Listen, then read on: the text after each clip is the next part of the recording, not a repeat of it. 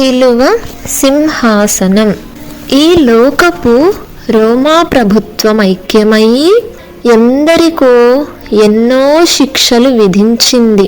కానీ నిర్దోషిని సిలువ వేసింది ఒక యేసుక్రీస్తునే అని చరిత్ర చెప్తుంది. తరువాత ఆయన శిష్యులు కూడా ప్రాణాలను హతసాక్షిగా మిగిల్చి వెళ్ళారు. కానీ మొదట సిలువలో వ్రేలాడదీయబడిన హతసాక్షి, అక్షర సాక్షి ఒక్క యేసుక్రీస్తు మాత్రమే. సిలువ అనగా శ్రమలు అని అర్థం. అది మోసింది క్రీస్తే, దానిని జయించింది కూడా క్రీస్తే. అనగా శ్రమలను జయించేవారు ఎవ్వరూ లేరు. అందులో అందరూ తల వంచాల్సిందే.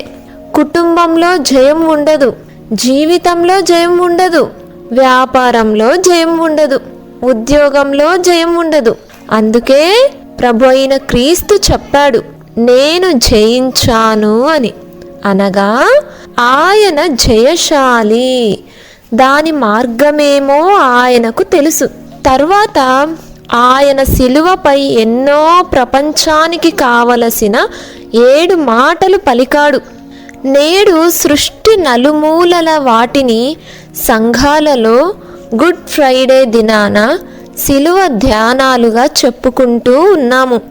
అయితే సిలువ మోసిన క్రీస్తు సిలువ శ్రమను జయించి పరలోకం చేరాడు.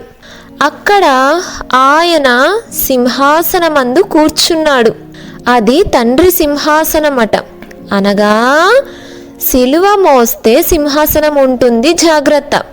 శోధనలకు ఆగితే, మరణం వరకు నమ్మకంగా ఉంటే సిలువ వెనకే సింహాసనం ఉందని మరువవద్దు సుమా. క్షణికమైన శోధన చూడకు.